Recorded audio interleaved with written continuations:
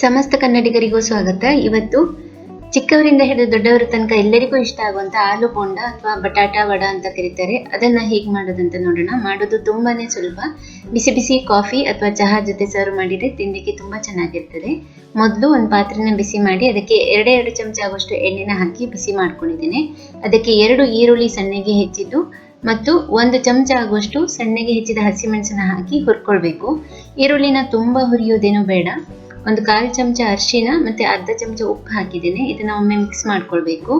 ನಾವು ಇದನ್ನ ನಂತರ ಎಣ್ಣೆಯಲ್ಲಿ ಪುನಃ ಕರಿಯೋದ್ರಿಂದಾಗಿ ಈರುಳ್ಳಿ ಸ್ವಲ್ಪ ಹಸಿ ಹಸಿಯಾಗಿಯೇ ಇರಲಿ. ಈಗ ತುಂಬಾ ಮೆತ್ತಗಾಗೋ ತನಕ ಬೇಯಿಸೋದೇನು ಬೇಡ.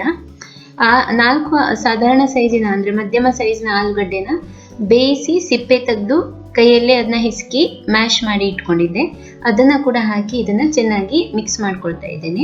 ನಾನು ಎಷ್ಟಾಗ್ತದೆ ಅಷ್ಟು ಸಿಂಪಲ್ ಆಗಿ ಮಾಡ್ತಾ ಇದ್ದೇನೆ. ನೀವು ಇದಕ್ಕೆ ನಿಮ್ಗೆ ಇಷ್ಟ ಆದ ಬೇರೆ ಯಾವುದೇ ಇಂಗ್ರೀಡಿಯೆಂಟ್ಸ್ ಆ್ಯಡ್ ಮಾಡ್ಕೊಳ್ಬೋದು. ನಾನು ನಂತರ ಕಡಲೆ ಹಿಟ್ಟಿನ ಮಿಶ್ರಣಕ್ಕೂ ಕೂಡ ಕೆಲವೊಂದು ಸ್ಪೈಸಸ್ ಹಾಕೋದ್ರಿಂದ ಇದನ್ನ ಸಿಂಪಲ್ ಆಗಿ ಇಟ್ಟಿದ್ದೇನೆ. ಈಗ ಸ್ಟಫಿಂಗ್ ಮಿಶ್ರಣ ರೆಡಿ ಆಗಿದೆ. ಇದಕ್ಕೆ ನಾವು ಈಗ ಹಿಟ್ಟನ್ನ ರೆಡಿ ಮಾಡಬೇಕು. ಇದರಲ್ಲಿ ಉಂಡೆಗಳನ್ನ ಮಾಡಿ ಇಟ್ಕೊಂಡು ಆ ಉಂಡೆನ ಅದ್ದಲಿಕ್ಕೆ ಹಿಟ್ಟನ್ನ ರೆಡಿ ಮಾಡ್ಕೊಳ್ಬೇಕು.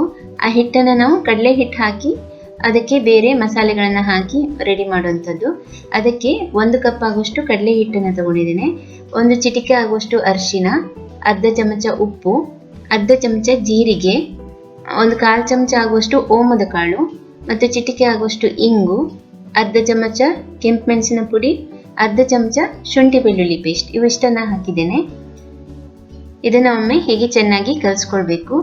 ಒಂದು ಅರ್ಧದಿಂದ 1/4 ಕಪ್ ಆಗುವಷ್ಟು ನೀರನ್ನ ನೋಡ್ಕೊಂಡು ಹಾಕಿ. ಇಂತಿಷ್ಟೇ ಅಂತ ಹೇಳಲಿಕ್ಕೆ ಆಗೋದಿಲ್ಲ, ಅದು ನಿಮ್ಗೆ ಕಲಿಸಿದಾಗ ಅಂದಾಜಾಗ್ತದೆ. ಸ್ವಲ್ಪ ದಪ್ಪ ಇರಬೇಕು ಹಿಟ್ಟು, ಅದರಲ್ಲಿ ಗಂಟು ಇರಬಾರ್ದು.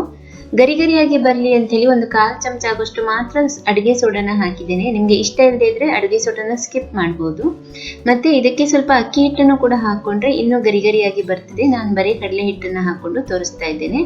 ನಾವು ಮಾಡಿಟ್ಟ ಆಲೂಗಡ್ಡೆ ಉಂಡೆಗಳನ್ನ ಆ ಹಿಟ್ಟಿನಲ್ಲಿ ಅದ್ದಿ ಹಿಟ್ಟಿನ ಕೋಟಿಂಗ್ ಚೆನ್ನಾಗಿ ಕೊಟ್ಟು ಅದನ್ನ ಮಧ್ಯಮ ಉರಿಯಲ್ಲಿ ಬಿಸಿ ಬಿಸಿಯಾದ ಎಣ್ಣೆಗೆ ಹಾಕಿ ಕರಿಬೇಕು. ಎಣ್ಣೆ ಚೆನ್ನಾಗಿ ಕಾದಿರಬೇಕು ಇದನ್ನ ಹಾಕುವ ಮುಂಚೆ. ಮತ್ತೆ ಅದನ್ನ ತಿರುತ್ತಾ ಇರಬೇಕು, ಇಲ್ಲದಿದ್ರೆ ಒಂದೇ ಕಡೆ ಸೀದ್ ಹೋಗಿ ಬಿಡ್ತದೆ. ಚೆನ್ನಾಗಿ ಎಲ್ಲಾ ಕಡೆ ಕರ್ದು ಎಲ್ಲ ಸೈಡ್ ಅಲ್ಲಿ ಕರ್ದು ತೆಗೆದ್ರೆ ಬಿಸಿ ಬಿಸಿಯಾದ ಆಲೂ ಬೋಂಡ ಅಥವಾ ಬಟಾಟಾ ವಡ ತಿನ್ಲಿಕ್ಕೆ ರೆಡಿ ಆಗ್ತದೆ. ಬಿಸಿ ಬಿಸಿಯಾದ ಕಾಫಿ ಅಥವಾ ಚಹಾ ಜೊತೆ ಅಥವಾ ಕಷಾಯ ಜೊತೆ ನೀವು ಇದನ್ನ ಸಂಜೆ ಹೊತ್ತು ಈವ್ನಿಂಗ್ ಸ್ನ್ಯಾಕ್ ತರ ಸರ್ವ್ ಮಾಡಬಹುದು. ಮಕ್ಕಳು ಸ್ಕೂಲಿನಿಂದ ಬಂದಾಗ ಮಕ್ಕಳಿಗೂ ಕೂಡ ಕೊಡ್ಲಿಕ್ಕೆ ಚೆನ್ನಾಗಿರ್ತದೆ, ಅವರಿಗೂ ಇಷ್ಟ ಆಗ್ತದೆ.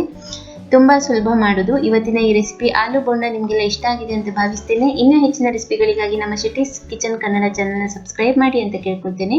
ಧನ್ಯವಾದಗಳು.